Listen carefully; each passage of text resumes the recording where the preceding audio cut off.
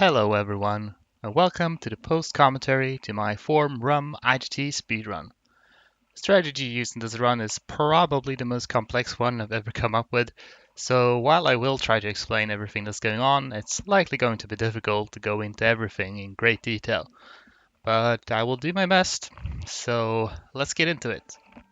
First thing you'll notice is that I start as the Ottomans, but of course you can't actually form Rum as the Ottomans, so what I will do later on is to release another Turkish nation as a vassal and switch to play as them, which will then let me form Rum. But there's a bunch of stuff I need to do first as the Ottomans before that.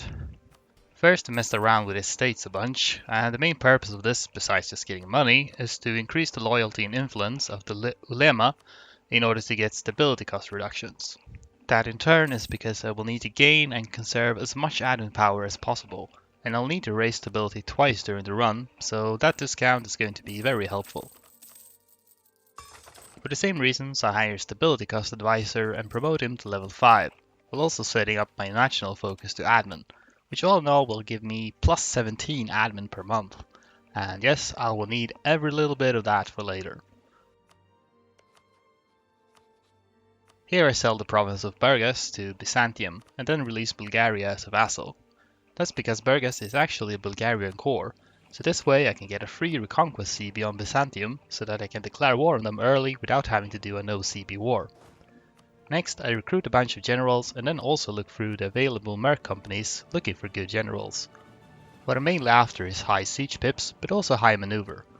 In particular, I'd like to have a high siege general to send toward the east, and I also need to make sure to have a high maneuver general in the province of Teke next to Karaman. It's also nice to have a high siege general next to Constantinople and one high maneuver general over in southern Greece. The reasons why will become clear in just a short bit. I finally unpause the game and let it run up until December 1st, where I check to make sure that Karaman has mothballed their fort in Isel, which they often do, but not always, and this is crucial to making my strategy work.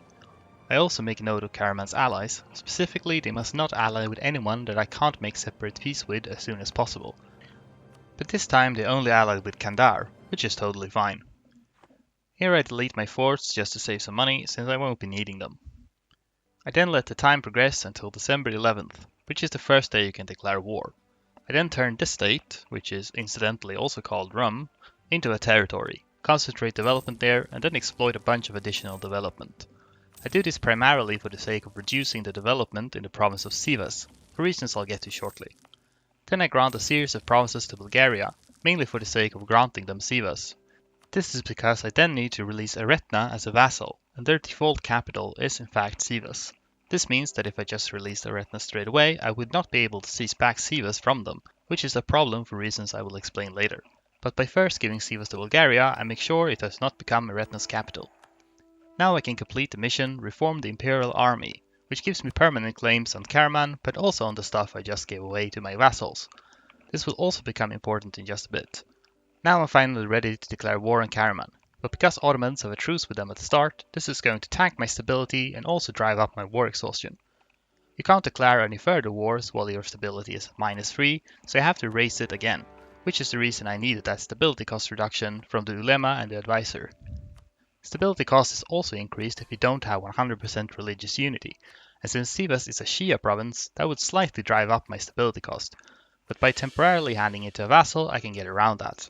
But then I need to seize it back again, and since I lost my core there when I gave the province to Bulgaria, I now have to core it again, which is where the permanent claims for the missions come in handy, to reduce the time and cost. This is also why I needed to drive down the development of Sivas as much as possible, to make the coring cheaper. Now I assign a high maneuver general to my merc stack in Teke and move them into Isel. Since the fort in Isel was mothballed, it now has 0 garrison, allowing me to occupy it in a single siege cycle, provided I can reach it before the end of the month. That's why this army in Teke was so crucial. I also want to get a separate peace with Kandar as soon as I can. This can be achieved by blockading their ports and then offering them some of my vassals' lands and exactly 1 ducat. Seriously, that 1 ducat was apparently super important to them. They would not let me off the hook without it. Then I also remember to build galleys en masse, something which actually is more as a backup plan in case I happen to have terrible siege luck against Byzantium later, in which case I need to build up enough ships so that I can naval barrage their fort in Constantinople and assault it to finish off that war. But more than likely these extra ships won't end up being necessary. Besides capturing Karaman's fort in Isil, I also need to wipe their army and preferably occupy their non-fort provinces, so I move in from all sides to make sure they don't escape. But before that I have to declare war on Aq Qoyunlu on January 11th. It's important that I declare war on them before they have time to join a big coalition against me, since then it will likely be very difficult to get a 100% peace deal with them quickly enough. This is the reason I needed to release Eretna as a vassal, by the way, because they actually have a core on one of Aq's provinces, giving me a free CB to avoid having to do a no CB war. I managed to wipe Karaman's army and then I captured a fort in Isil on January 30th, which allowed me to demand the provinces of Konya and Kayseri from them, both of which are needed to form Rum. Since Kayseri is a core of Eretna, it originally went to them, so I had to seize it back from them. Then I concentrate development in that state to reduce the coring cost, and then I begin coring them. Coring these two provinces is actually the main bottleneck of the entire speedrun, which is why you want to finish the war with Karaman as soon as possible, and is another reason the permanent claims for the mission are so helpful, as they reduce the coring time. It's not until February that you have enough admin power to core both provinces, so finishing the war before February 1st is probably the optimal outcome, which is exactly what I did here, so that's nice. As for Aq Qoyunlu, they have one level 3 fort on their capital, which I need to capture, so my main priority is getting the Merc company that had a siege-free general to start working on that. I also need to separate peace Aq's two allies, Anisa and Biapas, but as long as I manage that before I finish sieging Aq's capital, it's alright, so that shouldn't be a problem. Then on the 1st of March, it's time to declare war on Byzantium.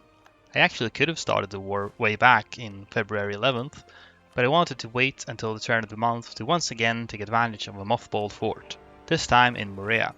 It takes nearly a full month to get from my territory to Morea even with a high maneuver general, so I simply wouldn't have the time to get there before its garrison receives reinforcements if I had started the war on February 11th. So I start the war using Bulgaria's core, then rush to occupy Morea and also begin besieging the forts in Constantinople and Athens. Byzantium is allied to Serbia, and while I most likely would have time to force a white peace with them, I instead opt to peace them out immediately by giving them a bunch of Bulgarian land. This actually works out in my favor, since I need to grant Bulgaria independence later along with all my other vassals, and this way they will be cheaper to offer in a peace deal. Okay, now it's just a matter of winning these wars, which is comparatively straightforward. So I suppose I can take this time to explain a bit more about what my end goal here actually is. To form Rum you need to play as a Turkish nation other than the Ottomans, and you need to own and core all of these provinces, shown in orange. Like I said earlier, I'm eventually going to release another Turkish nation and switch to play as them, and the nation I will ultimately end up forming Rum with is in fact Aq Qoyunlu. So I need to make sure that they have cores on all the required provinces. They already start with cores on one of them, namely Erzurum, and most of the others start owned and core by the Ottomans. In case you don't know, if an overlord grants one of their core provinces to a vassal using the vassal interaction menu, they also transfer the core in the process. So by acquiring Aq Qoyunlu as a vassal, I can turn all Ottoman cores into Aq Qoyunlu cores simply by granting them those provinces. The rest of the required provinces are owned by Byzantium and Karaman respectively, and neither Aq nor the Ottomans start off with cores on them. But in the case of Byzantium's province, Constantinople, Ottomans get a special decision to move their capital there after they conquer it, which among other things instantly gives them a core on it, which can then be transferred to Aq. But with Karaman there's no such luck, so we'll just have to core those two provinces the good old-fashioned way. That's why coring the Karaman provinces becomes the primary bottleneck of the run, but it also means that as long as we finish the wars with Aq and Byzantium a while before they finish coring, we won't lose any time, so those wars aren't quite as hectic. The reason I chose to form Rum as Aq Qoyunlu specifically, as opposed to any other Turkish minor, is precisely because of their core in Erzurum. If you form Rum as any other nation, you're gonna have to spend time coring Erzurum, but its culture is actually Armenian, which is not the same culture group as Turkish, giving it a base coring time of 36 months, while the Turkish provinces owned by Karaman have a base coring time of only 18 months. So by forming Rum as Aq Qoyunlu specifically, we can get around that extended coring time. Anyway, eventually I managed to peace out Anisa by returning a core to Albania, but then I somehow managed to immediately forget that I'm actually offering them stuff rather than demanding, so I think, hey, why not take some money from them while we're at it? So I actually end up giving them 150 ducats, even though I didn't have to, and I didn't realize my mistake until after the peace deal was sent. So that was a bit silly, but in the end it wasn't a big problem. I then almost managed to repeat the exact same mistake when I pieced out Biapas later, but luckily for me they didn't want any of my dirty money, so it ended up being just a white piece instead. And at that point I had also finished occupying Aq Qoyunlu and Byzantium, giving me a full 100% war score on both of them. But I don't make peace with them immediately, and the reasons why are sort of multi-layered. When I do make peace with Aq, I want to make them a vassal while also demanding every one of their promises except Erzurum for myself. I then need to grant them Sivas, which by the way is the reason I had to make sure it didn't become Eretna's capital earlier. But before I do, it's important to wait for Sivas to finish coring, or else I won't have a core there to transfer to Aq. That core won't finish until May of 1446, and I really do have to wait until shortly before that before making peace with Aq, because one of the promises I will be demanding from them is their current capital, which will force their capital to move to their now only remaining province Erzurum. When a capital is forcibly moved like that, the level 1 fort in the new capital will initially have a garrison of 0 men, just like a mothballed fort. And as it happens, I actually intend to declare war on Aq Qoyunlu shortly after piecing them out the first time, and if the capital fort has no garrison, that second war will be over in just one single siege cycle. So that's why I need to wait as long as possible with ending the first war. In the meantime, I spread out my armies in small stacks along certain specific promises, which will become relevant later. Finally, just a few days before the core on Sivas finished, I pieced out Byzantium by demanding Constantinople and Burgas, while releasing Morea as an independent nation, thus wiping Byzantium off the map and automatically making Athens my vassal. One of the requirements for forming Rum is that Byzantium must not exist, so I made sure to arrange that here. I then also pieced out Aq Qoyunlu the way I described earlier.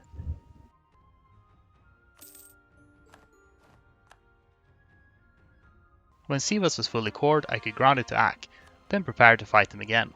Here I realized I'd made a small mistake. After making peace with Aq, I had to wait about 1 month before I could declare the next war. Because of this, it would actually have been better to end the first war about 1 month earlier than I did, since then the timing of Sivas' core and the beginning of the second war would line up better. That would have made better use of my time, but as things went now, I ended up wasting that month for no good reason. Either way, on June 10th I declared my second war against Aq. As I explained earlier, the fort in Erzurum initially had 0 garrison, but because I had to wait 1 month between the first and second war, the garrison had time to reinforce up to 90 men. Fortunately, a fort actually needs at least 100 men to function properly, so with only 90 men, it still acts the same as if it was mothballed and can still be taken in a single siege cycle.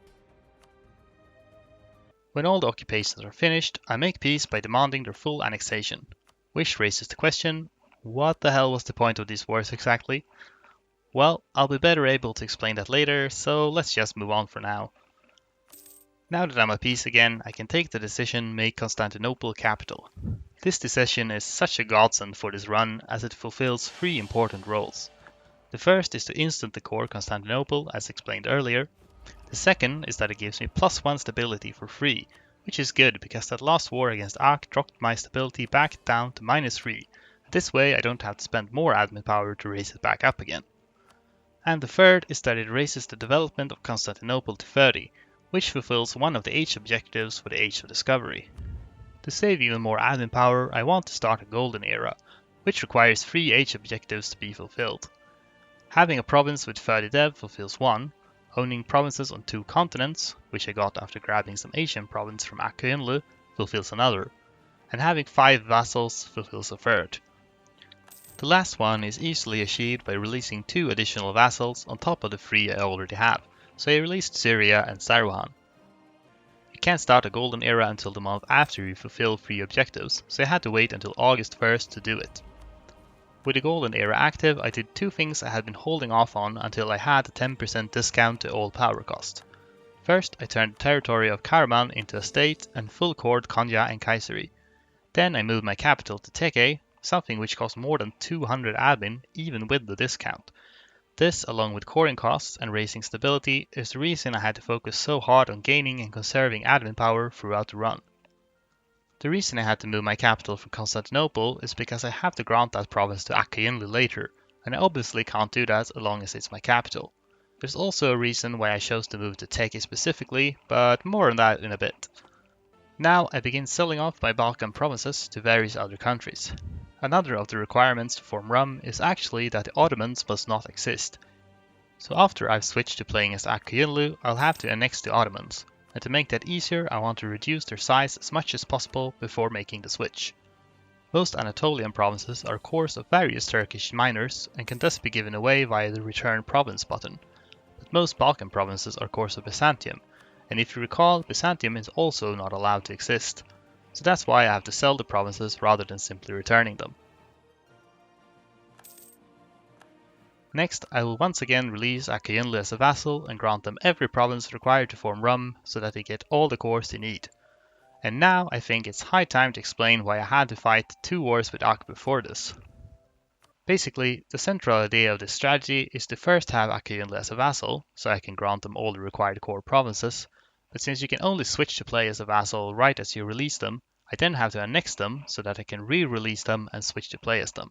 To avoid wasting time, I want to be able to annex them in a single war, but if they have all the required cores, the total war score cost will exceed 100%. The main culprit is the highly developed Constantinople, so I'd really like to be able to seize it back before starting the war. But to do that, Aq needs to have less than 50% liberty desire, but after I forced vassalized them in the first war, they understandably hated my guts, making it nearly impossible to get their liberty desire low enough.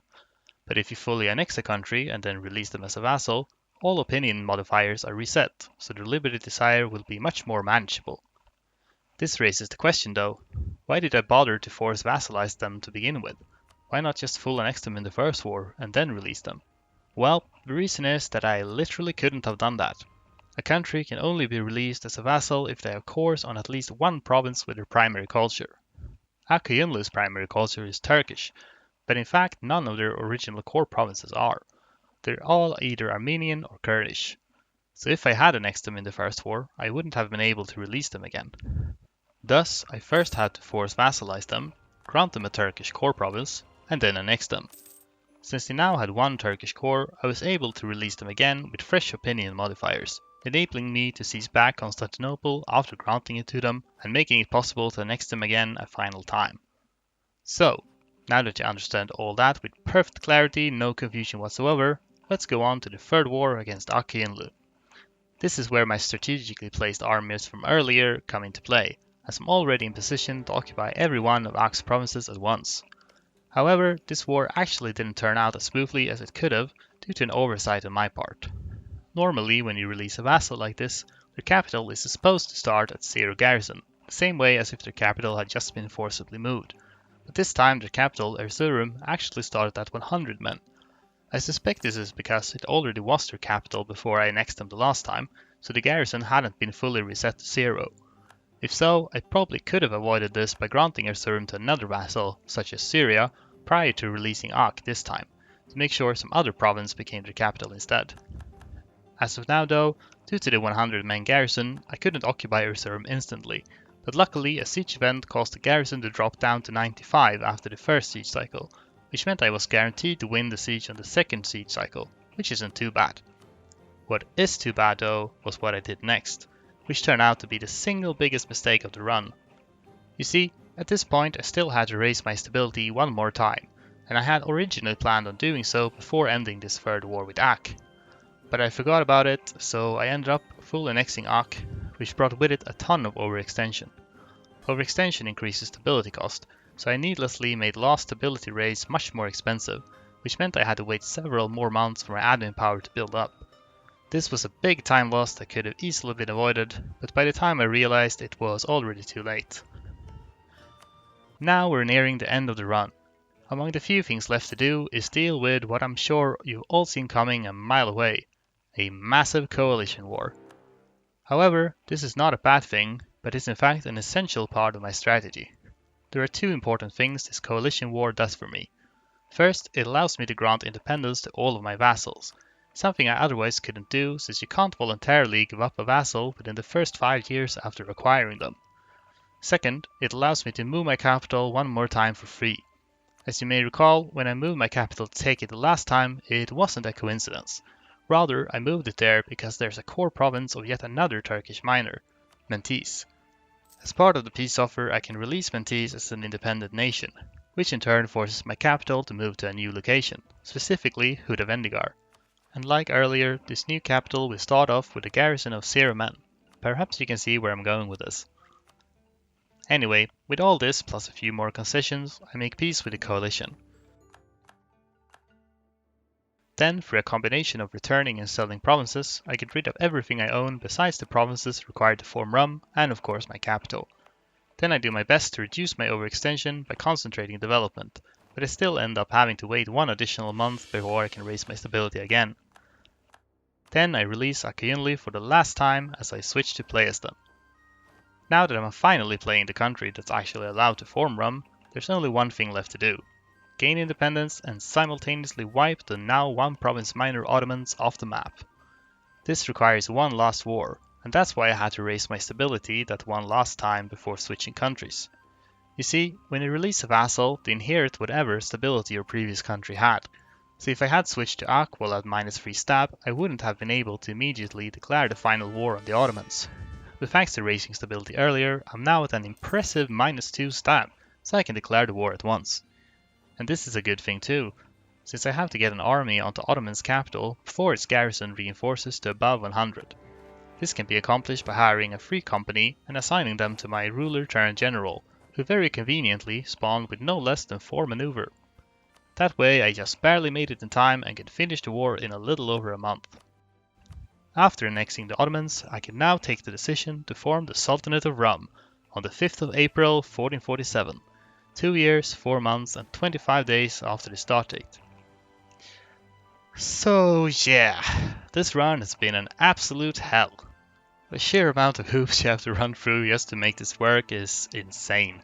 And even after figuring everything out, there's just so many things to keep track of that it's very easy to miss just one crucial detail that instantly kills the run. Seriously, you do not want to know how many attempts this took me. Even then, this wasn't perfect.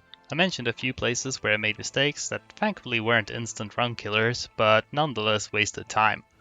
I believe that if you play perfectly and luck is on your side, you could very well finish this in less than 2 years, or very close to it.